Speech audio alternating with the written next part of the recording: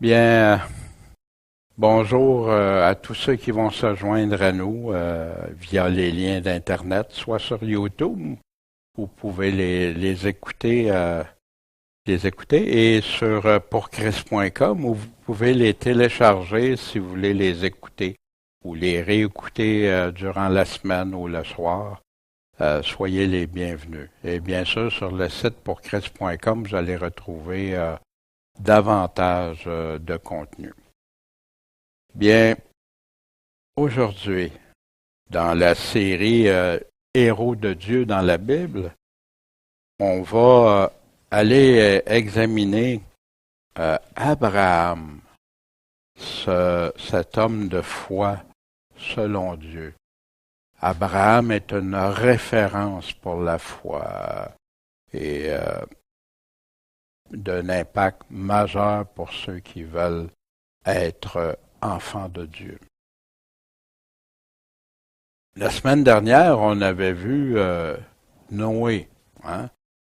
Comme Noé, qui est dans le fond notre arrière-grand-père, hein?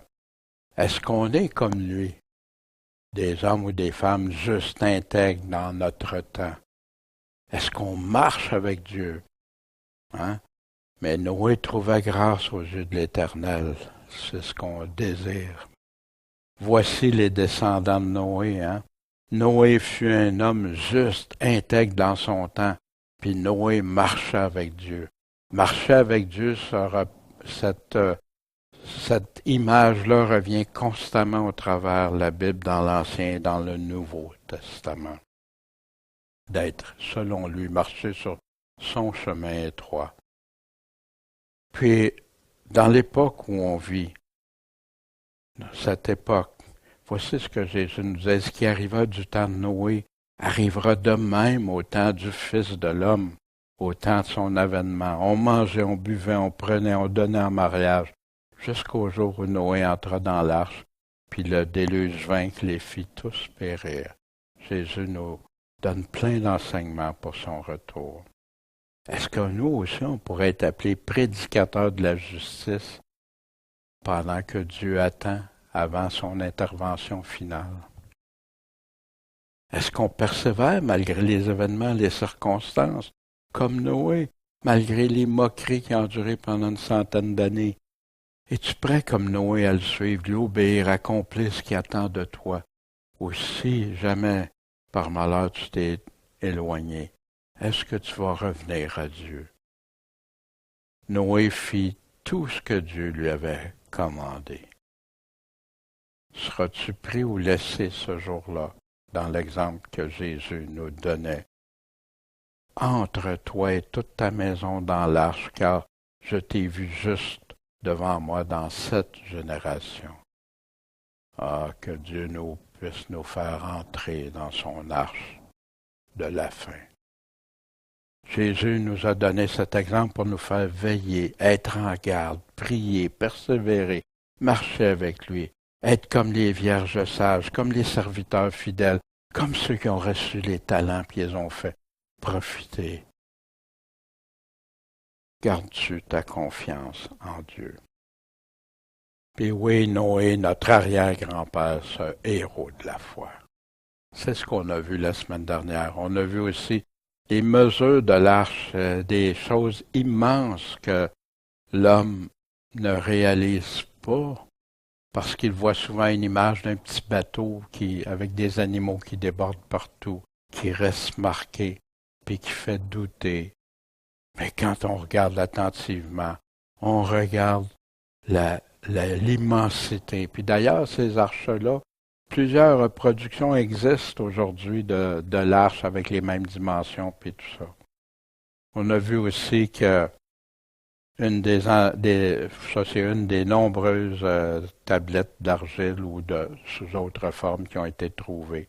Des faits historiques observables, plus de 300 récits des peuples anciens qui réfèrent au déluge sur toute la planète, des nombreux faits observables, des crustacés dans le haut des montagnes, des arbres la tête à l'envers, des canyons, etc.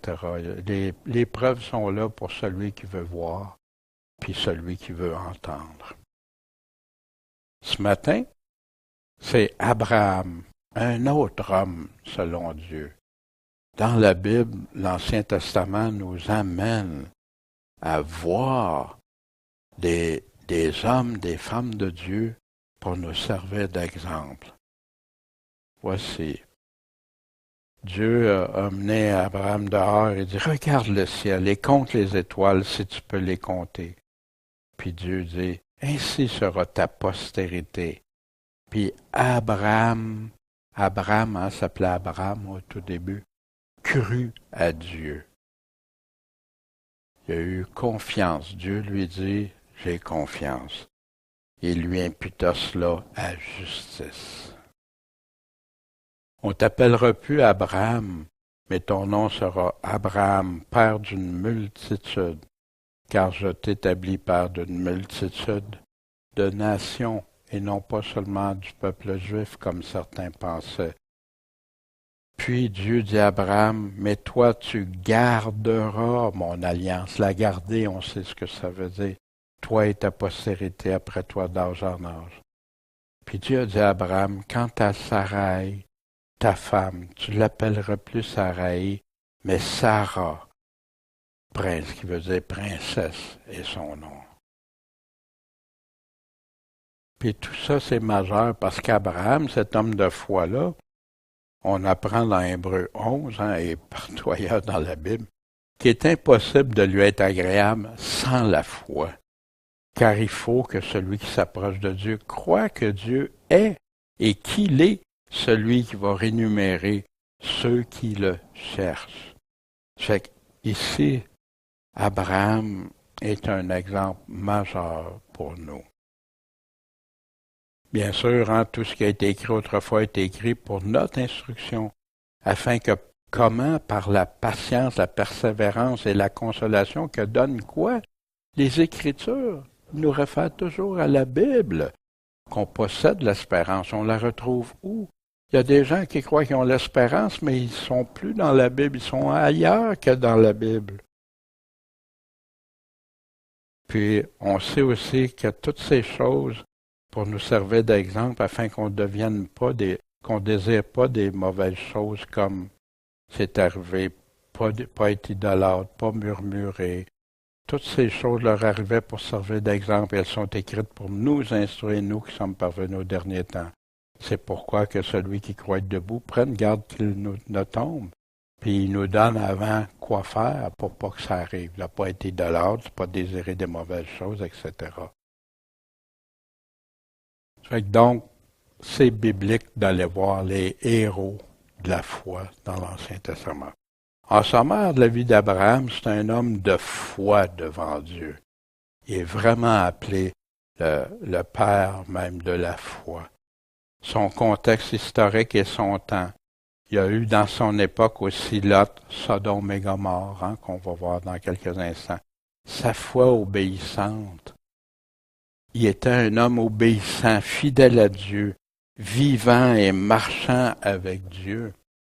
Puis, dans son temps, il n'y avait pas tout ce que nous, on a aujourd'hui, toute la Bible, tous ces exemples qu'on a quand Jésus-Christ est venu. Mais Jésus-Christ était là, ce rocher qui était là avant Abraham. Caractère et qualité, sa confiance, sa foi grandissante envers Dieu. Pourquoi grandissante? Parce que quand il a été, Dieu lui a dit de partir, il a eu à aller dans un autre endroit et il a eu peur de celui qui régnait là. Fait que il a eu peur aussi de ne pas avoir d'enfant qui lui a fait faire des choses que Dieu l'avait pas autorisé à faire. On va voir les conséquences aussi de ça.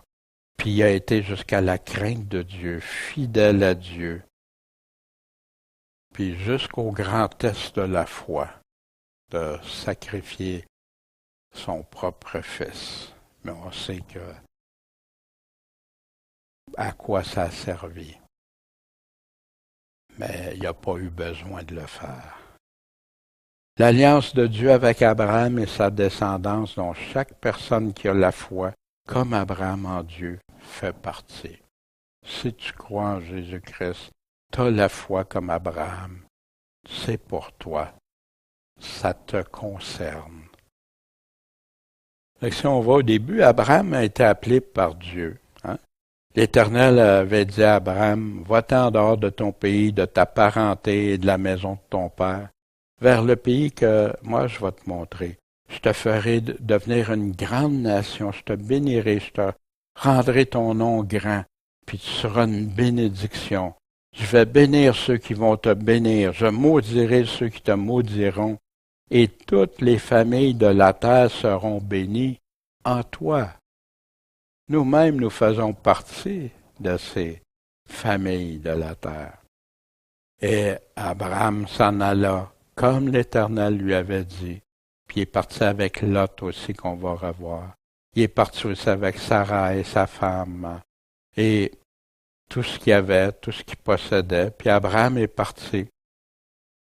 Puis quand il est arrivé en Canaan, l'Éternel apparut à Abraham et lui dit, « Je te donnerai ce pays à ta postérité. Je donnerai ce pays à ta postérité. » Et il bâtit là un autel à l'Éternel qui lui était apparu. Puis il a continué, puis il a poursuivi. Puis là, rendu à Béthel, il a bâti un autel à l'Éternel, puis il a invoqué le nom de l'Éternel. Puis Abraham est parti, puis il a marché de campement à campement, à l'âge de 75 ans. Or, il y a eu une famine dans le pays. Abraham est descendu en Égypte pour y séjourner, car la famine était grande dans le pays. C'est intéressant parce que ça va arriver encore, ça, avec Joseph, la famine, puis s'en aller en Égypte. Puis l'Égypte aussi, où Joseph et Marie ont dû s'enfuir avec Jésus. Mais on reviendra plus tard à ça. Le cœur d'Abraham. Quel cœur avait Abraham? Puis quelle bonté et justice de Dieu. Un autre bel exemple qu'on a. Quand Dieu a dit qu'il était pour détruire Sodome et Gomorrhe, le cri contre Sodome et Gomorrhe est vraiment grand et leur péché est vraiment très grave. Je veux descendre et voir s'ils ont agi entièrement. Hein, ils valident selon le cri qui est venu jusqu'à moi. Mais si c'est pas, je le saurai. Un Dieu de justice qui agit pas sans valider, sans regarder. Et c'est l'Éternel qui fait ça avec nous, qui fait ça avec les nations. Un Dieu juste qui n'ira pas par impulsion d'un oui-dire comme on voit aujourd'hui, mais qui valide. Merci mon Dieu de ne pas réagir comme souvent nous on va le faire même, sans avoir tout validé. Alors, les hommes partant de là, hein, ceux qui allaient détruire Sodome, les anges, allèrent vers Sodome. Mais Abraham s'est tenu encore devant l'Éternel. Abraham s'approcha et dit à Dieu, « Feras-tu périr aussi le juste avec le méchant? » Wow! Quelle phrase, quel courage que là Abraham démontre. Qu'est-ce qui le pousse à faire ça? Son amour, il connaissait d'ailleurs ceux qui étaient à Sodome et Gomorrhe. Il a même défendu quand il y a eu la guerre, puis il a aidé, il les a aidés. Abraham reprit et dit, « Voici. » Mais est-ce qu'il faisait ça avec arrogance? Non, je m'enhardis à parler au Seigneur, bien que je ne sois que poussière et cendre. Il reconnaissait qu'il pesait pas lourd en balance, mais il y allait parce que sa motivation était, « Wow, Dieu, tu feras pas ça, tu détruiras pas ce du monde juste là. » Fait qu'il a continué. Peut-être que tu vas en trouver 40. Dieu dit, je le ferai pas pour l'amour de ces 40. un Dieu de justice, mais de bonté aussi. Pas parce qu'il voulait détruire, mais c'était rendu tellement grave et tellement dangereux pour contaminer partout que Dieu avait dit ça suffit. Peut-être, fait que là, après, Abraham y réfléchit, ben, ouais, peut-être tu vas en trouver juste 30. Il dit, Seigneur, je le ferai pas s'il y en a 30. Ben, Abraham dit, ben, je m'enhardis à parler au Seigneur. Peut-être 20, je la détruirai pas pour l'amour de ces 20. Abraham dit, je prie le Seigneur de postérité. Puis je vais parler seulement pour cette fois-là. Il a réalisé, je ne peux pas descendre plus bas. Peut-être qu'il va s'en trouver juste 10. Le Seigneur répond, je la détruirai pas pour l'amour de ces 10. Puis on revoit ça dans les Écritures aussi, que Dieu gardait Ninive, qui était censée être détruite, mais qui s'est repentie. Dieu veut que l'homme se repente. Il veut pas que détruire l'homme. Son intention, c'est que l'homme se repente et revienne à ce pourquoi il a été créé, d'aimer Dieu, d'aimer son prochain. Mais combien ont été appelés de Sodome et Gomorrhe? Lot, sa femme, ses 2 filles puis ses 2 gendres. Hein? Ça fait 6 personnes. Il y en a combien qui ont été sauvés? Il y en a juste la moitié. Pourquoi? Sa femme a décidé de retourner en arrière, retourner à ce qui est l'image de retourner à sa vie. Puis ces 2 gens qui se sont moqués, ont trouvé ça comique, puis ils ne croyaient pas. Mais ça leur a été offert. Il y en avait 6. Il y en avait en bas de 10, en bas de 40, de 50, de 30, de 20. Mais Dieu, dans sa bonté, a fait que même les gendres, mais ils n'ont pas voulu. Comme au temps de Lot. Voici ce que Jésus nous a... Vous vous souvenez, hein? Il nous a parlé de Noé. Au temps de Noé, il va arriver de même au temps du Fils de l'homme. On mangeait, on buvait, on prenait, on donnait en mariage jusqu'au jour où Noé est entré dans l'arche. Puis le déluge est venu pour les faire toutes périr. Bien, c'est encore ce qui arrivera du temps de Lot.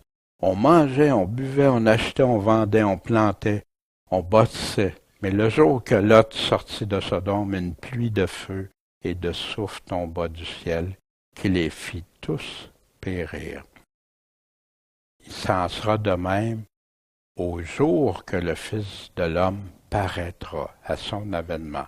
En ce jour-là, que celui, puis là, il nous donne, retournez pas en arrière, souvenez-vous de la femme de Lot. Quiconque cherchera à sauver sa vie va la perdre. Quiconque va la perdre la retrouvera, la résurrection. Je vous dis qu'en cette nuit, 2 personnes seront dans un même lit, une va être prise, l'autre laissée. 2 femmes ensemble, une va être prise, l'autre laissée. 2 personnes au champ, une prise, laissée. Qui touche directement à l'enlèvement. Mais, souvenez-vous, hein, il nous ramène en ce jour-là son avènement, puis en même temps l'enlèvement, la protection de Dieu avant sa destruction finale, la colère de Dieu. Bien, poursuivons avec Abraham. Abraham et ses 2 descendances. Hein, Dieu a fait des promesses, nombreuses nations, tout ça.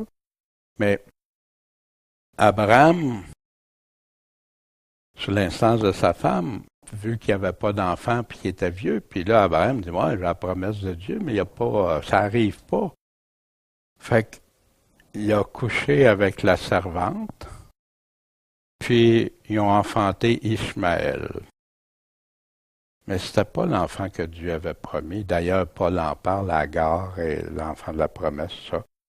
Puis, mais malgré ça, hein,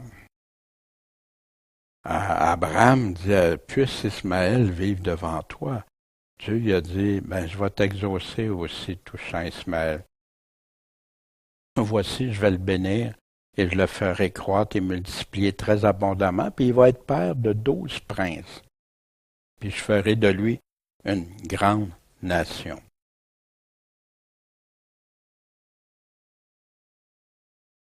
Puis voici les descendants d'Ismaël, fils d'Abraham, qu'Agar l'Égyptienne, servante de Sarah, avait enfanté Abraham. Puis il nous donne tous les noms des 12.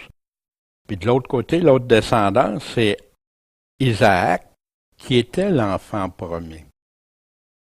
Ça fait qu'ici, Abraham avait prié Dieu, prié Dieu. Isaac a fait la même chose, fils d'Abraham. Il a prié Dieu pour que Rebecca enfante, puis sa femme a conçu. Puis, quand ça brossait beaucoup dans son ventre, Dieu il a dit, il y a 2 nations qui sont dans ton ventre, et 2 peuples se sépareront, sortir des entrailles. Un de ces peuples sera plus fort que l'autre, et l'autre, le plus grand, servira le plus petit. 2 prophéties qu'on voit encore aujourd'hui avec les pays. Pour ce qui concerne Ishmaël, qui veut dire Dieu a entendu, bien, ces 12 princes, ils sont retournés avec sa mère en Égypte, puis ses 12 enfants, qui sont devenus depuis le 7e, à peu près l'an 1600, sont avec l'islam. Ishmaélites qui sont tournés dans l'islamisme et qui sont devenus puissants, une grande nation. Mais tout ça, je vous invite, on n'a pas le temps d'aborder tout ça. Et si vous êtes intéressé, il y a plein de faits et tout ça, puis qui va illustrer où sont situés ces 12 descendants. Encore une fois, la Bible nous prouve que quand elle dit quelque chose, ça l'arrive. Mais Abraham a eu sa foi testée parce qu'il a eu son enfant que Dieu y avait promis. Il y a eu Ismaël qui a dû se faire quitter, parce qu'à cause de la jalousie et tout ce qui était survenu. Mais Abraham, sa foi a été testée. Vous savez, puis avec Ismaël, avant d'aller plus loin, avec Ismaël, puis avec son fils Isaac, quand on obéit à Dieu, Dieu va bénir abondamment.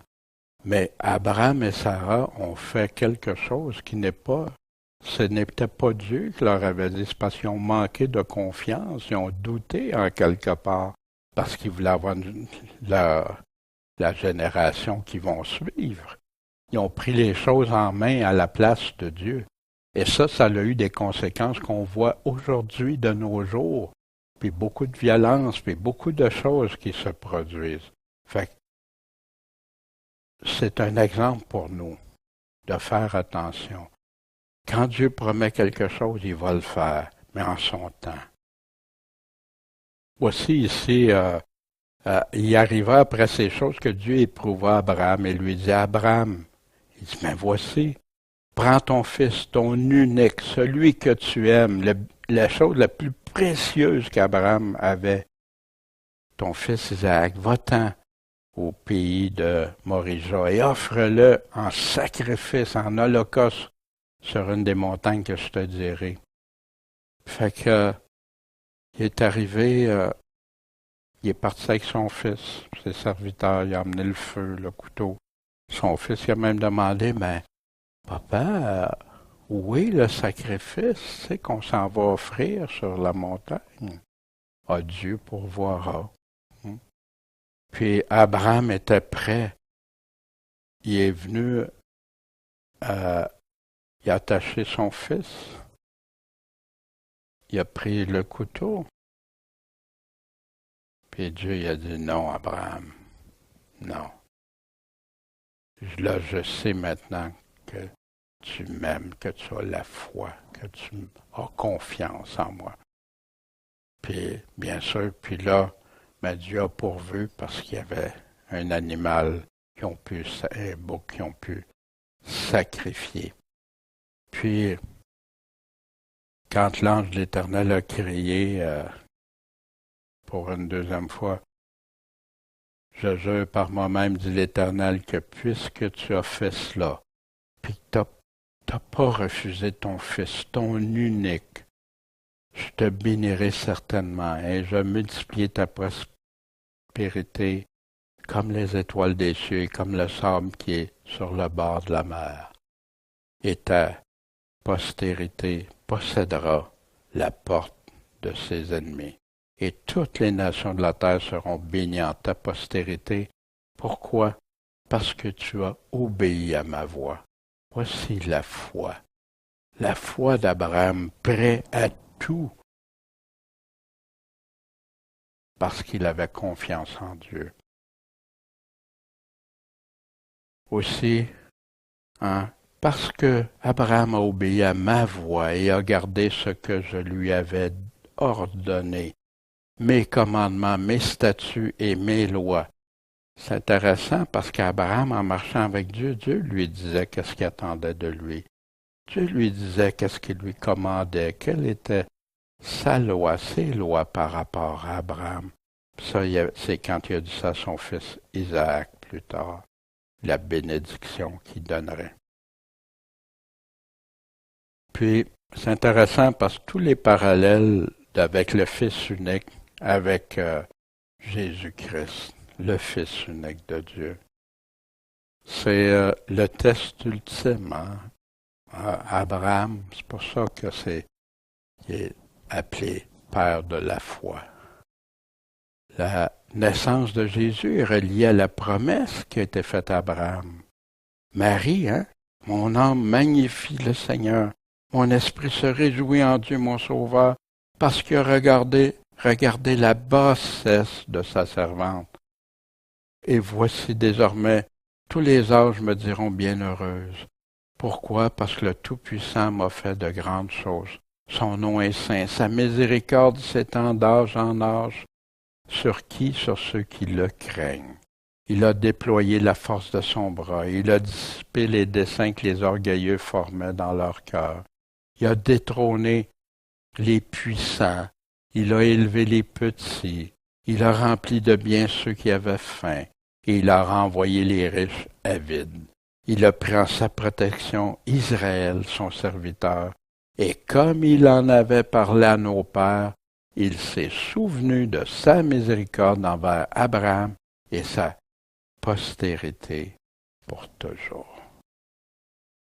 Abraham, la promesse se manifeste en Jésus-Christ.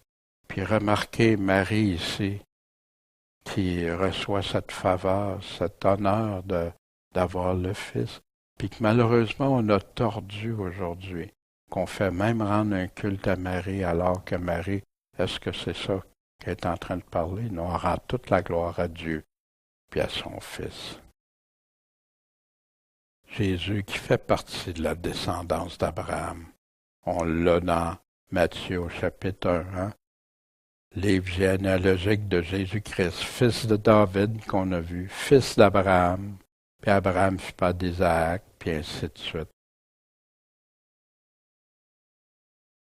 Mais qui peut faire partie de la descendance d'Abraham? Quand Jean-Baptiste est arrivé, il y en a plusieurs qui voulaient venir se faire baptiser. Il y en a baptisé plusieurs. Il préparait le chemin. Puis il disait, produisez donc des fruits convenables à la repentance à ceux qui voulaient venir se faire baptiser. Et ne vous mettez pas à dire en vous-même, on a Abraham pour père.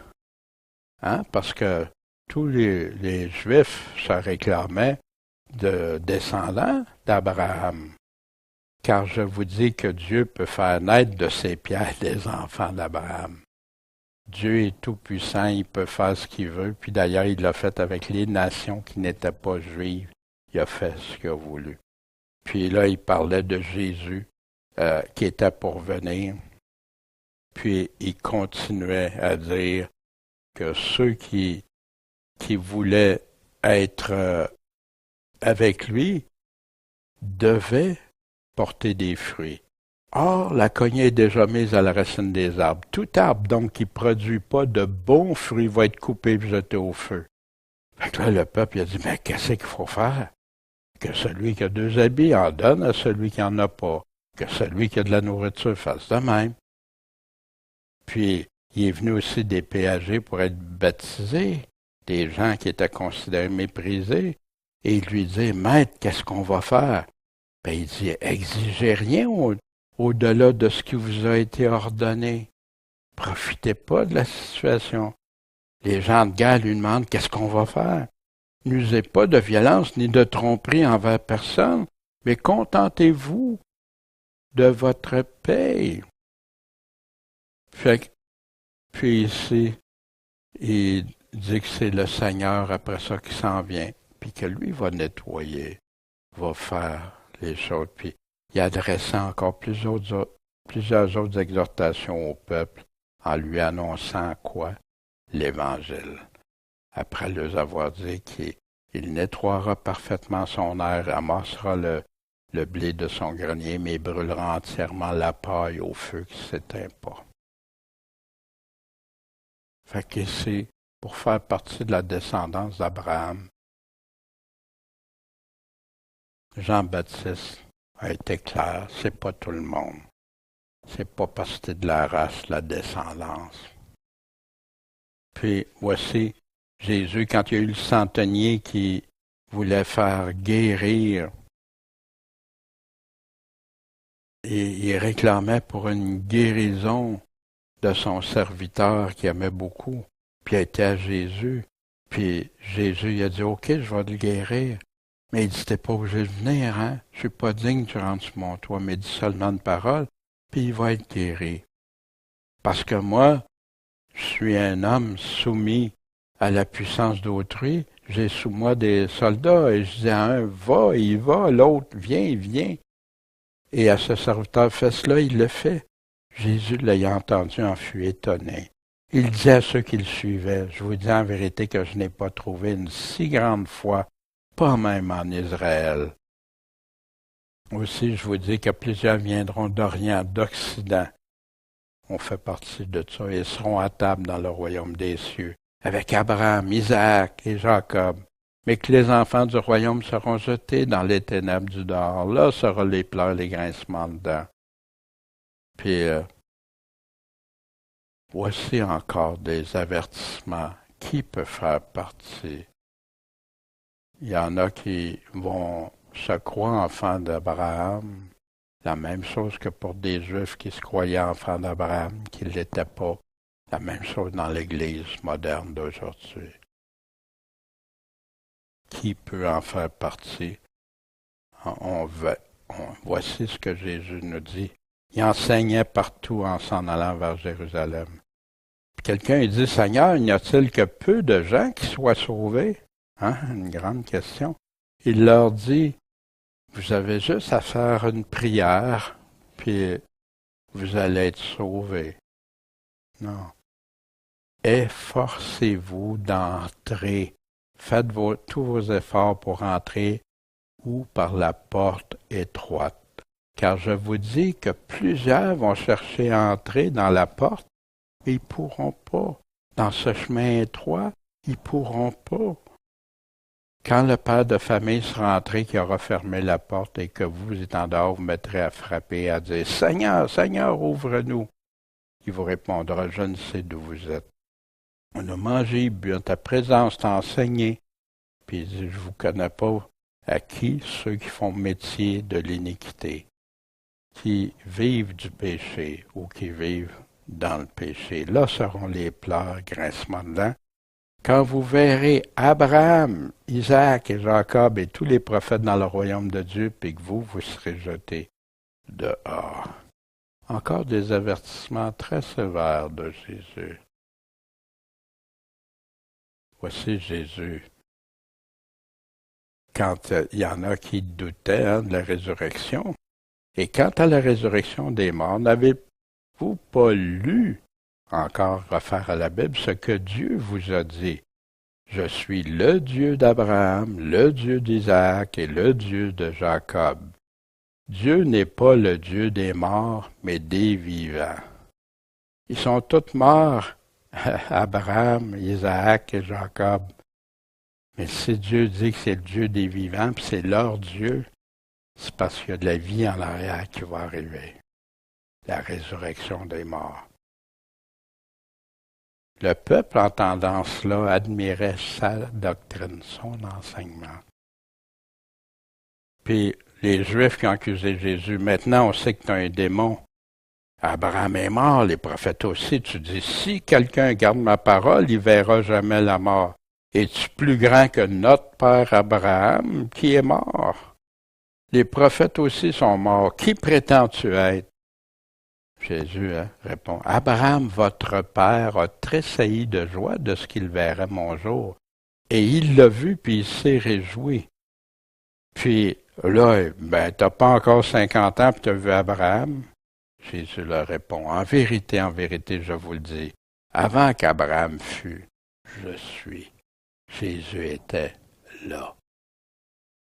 Puis ici, oui, ils ont de la descendance d'Abraham, mais ils n'ont pas le cœur et la foi d'Abraham, parce qu'ils voulaient le tuer. Ils traitaient même Jésus, le blasphème du Saint-Esprit, d'avoir un esprit de démon, que tu sois un démon.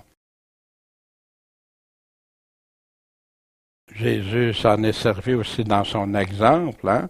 Le riche et Lazare. Puis le riche qui disait à Abraham, mais si quelqu'un des morts va vers eux, ils vont se repentir. Abraham lui dit, s'ils n'écoutent pas Moïse et les prophètes, ils renvoient à la Bible. Ils ne seraient pas non plus persuadés, même quand l'un des morts ressusciterait. À quoi il faisait allusion? À la résurrection de Jésus. C'est vrai que ceux qui n'ont pas retourné étudier comme il faut Moïse et les prophètes, ils n'ont pas cru, même quand Jésus est ressuscité. Jésus dit, le salut est entré aujourd'hui dans cette maison parce que celui-ci est fils d'Abraham. Vous vous souvenez de Zachée. Je sais que vous êtes la postérité d'Abraham, mais vous cherchez à me faire mourir parce que ma parole ne trouve pas d'accès en vous. Notre père est Abraham. Si vous étiez enfant d'Abraham, vous feriez quoi? Les œuvres d'Abraham. La foi d'Abraham lui a fait faire des œuvres, des bonnes œuvres selon Dieu. Mais maintenant, vous cherchez à me faire mourir, moi, un homme qui vous ait dit quoi? La vérité que j'ai apprise de Dieu. Abraham n'a pas fait ça. Abraham y avait la foi, mais c'est pas lui qui est venu vous dire la vérité que j'apprends du Père, je viens vous dire. Les vrais descendants d'Abraham, hein, Pierre, au chapitre 3 dans Actes. Hommes Israélites, pourquoi vous étonnez-vous de ceci? Pourquoi vous arrêtez les yeux sur nous comme si c'était par notre puissance, notre propre puissance ou notre piété qu'on aurait fait marcher cet homme qui ne marchait pas? Que Pierre a prié, Pierre, il a dit à cet homme, lève-toi. Le Dieu d'Abraham, d'Isaac, de Jacob, le Dieu de nos pères a glorifié son Fils Jésus, que vous avez livré et renié devant Pilate, quoique celui-ci eût jugé qu'il devait être lâché. Mais vous avez renié le saint et le juste, et vous avez demandé qu'on vous accorde un meurtrier. Vous avez fait mourir le prince de la vie, que Dieu a ressuscité des morts. Nous en sommes témoins. C'est par la foi en son nom que son nom a raffermi cet homme et que vous voyez et connaissez. Et c'est la foi en lui qui a procuré à cet homme cette parfaite guérison en présence de vous tous. Voici la puissance de Dieu. Pierre s'est jamais approprié rien. Tout remis à Dieu. C'est ainsi que Dieu a accompli ce qu'il avait prédit par la bouche de tous ses prophètes, et que le Christ devait souffrir. Donc, repentez-vous et convertissez afin que vos péchés soient effacés. Et si vous avez fait ça par ignorance, maintenant vous avez la solution. les vrais descendants. Hein? Puis Pierre continue, afin que des temps de rafraîchissement viennent de la part du Seigneur et qu'il vous envoie celui qui a été annoncé auparavant, le Christ Jésus, que le ciel doit recevoir jusqu'au temps de rétablissement de toutes choses, dont Dieu a parlé par la bouche de tous ses saints prophètes depuis longtemps. Parce que Moïse a dit à nos pères, le Seigneur, votre Dieu, vous suscitera d'entre vos frères un prophète comme moi. Écoutez-le dans tout ce qu'il vous dira, et quiconque n'écoutera pas ce prophète, Jésus-Christ, sera exterminé du milieu du peuple. Wow! Tous les prophètes qui ont parlé depuis Samuel et ceux qui ont suivi ont aussi prédit ces jours. Fait que l'Ancien Testament est rempli de prophéties concernant Jésus-Christ. Vous êtes les enfants des prophètes de l'alliance que Dieu a traitée avec nos pères en disant à Abraham, toutes les familles de la terre seront bénies en ta postérité. C'est pour vous, premièrement, que Dieu, ayant suscité son Fils Jésus, l'a envoyé pour vous bénir en retirant chacun de vous de ses iniquités. Voici l'offre que Dieu. Voici celui que vous devez écouter, obéir dans tout ce qu'il vous dira. Puis c'est pour vous, premièrement, juifs, descendants directs d'Abraham. Mais malheureusement, ils n'ont pas tous. Il y en a, merci Seigneur. Puis il y a une chose ici qui est souvent mentionnée, la foi d'Abraham, puis seulement la foi, quand les gens parlent seulement la foi, puis qu'il n'y a rien d'autre d'attaché à ça. Mais allons voir dans Romains, quand Paul parle de ça, est-ce qu'on anéantit la loi par la foi? Nullement. Au contraire, on établit la loi. Quel avantage dirons-nous qu'Abraham, notre père, a obtenu selon la chair? Parce que si Abraham a été justifié par les œuvres, il a sujet de se glorifier, mais non pas devant Dieu. Puis une chose bien importante, il n'y a aucun chrétien qui peut prétendre qu'il va être sauvé par Dieu, par ses œuvres. Jésus-Christ a accompli une œuvre pour nous permettre d'accéder à son salut.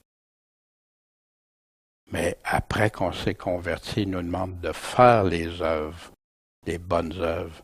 Toutes ces églises vont être évaluées, les 7 églises vont être, je connais vos œuvres. Puis il dit les bonnes œuvres, les mauvaises œuvres. Puis, car que dit l'Écriture? Abraham a cru à Dieu et cela fut imputé à justice. Fait qu'ici, plusieurs comprennent que les œuvres, il parlait de toutes les œuvres ici. Mais Paul est en train de parler spécifiquement des œuvres de la loi. C'est la loi de Moïse. Fait qu'Abraham ne pouvait pas appliquer la loi de Moïse de toute façon, parce que la loi est arrivée 430 ans plus tard. Abraham a eu la foi avant, la promesse avant, bien avant la loi. Fait que ça. Puis il parle justement de la circoncision. Puis bien oui, heureux l'homme dont les iniquités sont pardonnées et les péchés couverts. Heureux l'homme à qui le Seigneur n'imputera pas le péché. Ah oui, merci Seigneur. Ce bonheur donc n'est-il que pour les circoncis, ou il est aussi pour les incirconcis? Car nous disons que la foi d'Abraham lui fut imputée à justice. Mais c'est accessible, mais pas juste aux Juifs. À toutes les nations, la promesse, c'est ça. C'est ça que Paul est en train de leur exprimer, de vouloir leur faire comprendre. Puis la circoncision, quelque chose de bien intéressant ici. Mais quand la foi d'Abraham lui fut imputée à justice, quand est-ce? Est-ce lorsqu'il a été circoncis ou lorsqu'il ne l'était pas? Ça n'a pas été après la circoncision, mais avant. Fait que Paul est en train d'établir un grand conflit qu'il y avait au début de l'Église. Le peuple juif, des Juifs se convertissaient, mais comme avec les Galates, certains voulaient imposer qu'il fallait retourner sur la loi de Moïse, être circoncis et tout. Ben non, non, parce que même l'Abraham, il a été justifié avant sa circoncision, bien avant. puis afin d'être aussi le Père des circoncis puis des incirconcis. Mais encore, ceux qui suivent les traces de la foi que notre Père Abraham a eue avant d'être circoncis. Fait que la promesse, c'est par la foi. Abraham a démontré sa foi. La foi d'Abraham, et c'est ce qui l'a amené à Dieu. Mais Abraham, il a accompli ce que Dieu lui a demandé. Il a fait sa foi. Est-ce qu'on aurait pu dire qu'Abraham avait la foi s'il n'aurait pas obéi à tout ce que Dieu lui a commandé? Mais non, la foi, c'est toujours accompagné d'obéissance. Voici ô Galates dépourvus de sens, qui vous a fasciné pour que vous n'obéissiez plus à la vérité, vous aux yeux de qui Jésus-Christ a été vivement dépeint et comme crucifié en vous. Je veux savoir de vous cette seule chose, avez-vous reçu l'Esprit par les œuvres de la loi de Moïse encore? Mais il y en a qui oublient de la loi aussi quand ils enseignent avec ça. Ou par la prédication de la foi. Avez-vous tellement perdu le sens qu'après avoir commencé par l'esprit, vous voulez maintenant finir par la chair? Avez-vous tant souffert en vain? Si toutefois c'est qu'en vain? Celui donc qui vous communique l'esprit et qui fait des miracles parmi vous, le fait-il par les œuvres de la loi ou la prédication de la foi? Comme il est dit d'Abraham, il crut à Dieu et cela lui fut imputé à justice. Sachez donc que ceux qui ont la foi sont les enfants d'Abraham. Fait que c'est pour ça que c'est accessible à être enfant d'Abraham à ceux qui ont la foi. Mais la vraie foi, comme Abraham. Aussi, l'Écriture prévoyant que Dieu justifierait les gentils par la foi a évangélisé par avance Abraham en lui disant. C'est intéressant le mot évangile, hein, dans le temps d'Abraham aussi. Mais puis il dit, toutes les nations seront bénies en toi. C'est pourquoi ceux qui croient sont bénis avec Abraham qui a cru. Mais tous ceux qui s'attachent aux œuvres de la loi de Moïse sont sous la malédiction, puisqu'il est écrit, maudit quiconque persévère pas à faire toutes les choses qui sont écrites dans le livre. Et que nul ne soit justifié devant Dieu par la loi, toujours la loi de Moïse. Cela est évident, parce que le juste va faire quoi? Il va vivre par la foi. Il va faire comme Abraham a vécu sa foi. Pas juste je crois, hein? Et on va voir justement la foi d'Abraham. Il est impossible, on se souvient, de lui être agréable sans la foi. Parce qu'il faut que ceux qui s'approchent de Dieu croient que Dieu est, qui est le rémunérateur de ceux qui le cherchent. Par la foi, Abraham étant appelé, a fait quoi? Obéir, c'est toujours là. La foi, c'est l'obéissance. Quand tu as confiance, tu obéis. Si tu n'as pas confiance, tu n'obéis pas. Tu as la foi, tu obéis. Tu n'as pas la foi, tu n'obéis pas. Puis là, il nous parle de la foi, qu'est-ce qui est arrivé, puis la foi aussi de Sarah, puis tout ça. Puis aujourd'hui, ceux qui parlent ainsi montrent clairement qu'ils cherchent une patrie. Mais maintenant, ils en désirent une meilleure, c'est-à-dire une céleste. C'est pourquoi Dieu ne dédaigne pas d'être appelé leur Dieu, car il leur a préparé une cité, la Nouvelle Jérusalem. Fait qu'ici, il y en a qui vont rester attachés aux choses de la terre, puis il y en a qui vont dire, non Dieu, on te suit. Tu nous demandes ça, on t'obéit, on va où tu veux. Et voici. Certainement, je te comblerai de bénédictions et je multiplierai abondamment ta postérité. Et ainsi, Abraham, ayant attendu avec persévérance, patience, a obtenu la promesse. Puis dans Hébreux, au chapitre 11, c'est rempli d'exemples de la vraie foi. Par la foi, Abraham a fait quoi? Offrit Isaac quand il a été testé, éprouvé.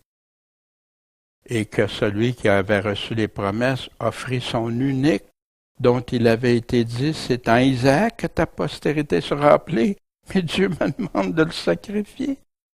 Y a-tu eu confiance? Y a-tu eu la foi? Ayant pensé à lui-même que Dieu pouvait même le ressusciter des morts, aussi le recouvra-t-il par une sorte de résurrection.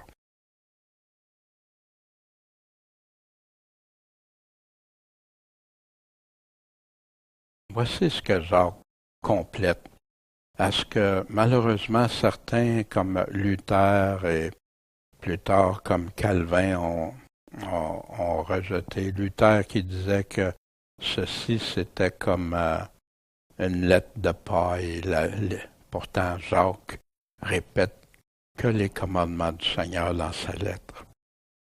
Mais vu que ça n'allait pas avec la grâce seulement qu'il voulait, mais en combattant contre l'Église catholique, ça l'a amené ça. Mais plusieurs ont suivi. Or, il y en a de même de la foi. Si elle n'a pas les œuvres, elle est morte en elle-même. Exactement comme avec Abraham. Si Abraham aurait dit, je crois en toi, mon Dieu, j'ai la foi en toi, mais je déménage pas, je m'en vais pas ailleurs. J'ai la foi en toi, mais là, tu me demandes quelque chose de trop gros pour moi, c'est non. Est-ce qu'on pourrait dire qu'Abraham avait la foi? La foi, sans les œuvres, elle est morte en elle-même. Mais quelqu'un dira, tu as la foi, puis moi j'ai les œuvres. Montre-moi ta foi par tes œuvres. Comme Abraham et moi, je te montrerai ma foi par mes œuvres. Tu crois qu'il y a un seul Dieu? Tu fais bien. Les démons le croient aussi, puis en tremblent même. Mais ô homme vain, plein de vanité, veux-tu savoir que la foi sans les œuvres est morte? Abraham, notre père, ne fut-il pas justifié par les œuvres quand il a offert Isaac, son fils, sur l'autel? Pourquoi qu'il peut dire ça? Parce que Dieu, il a dit après, parce que tu as obéi, là je sais. Là, tu as la foi, Abraham. Tu m'as montré que tu étais prêt à sacrifier même ton unique. Wow!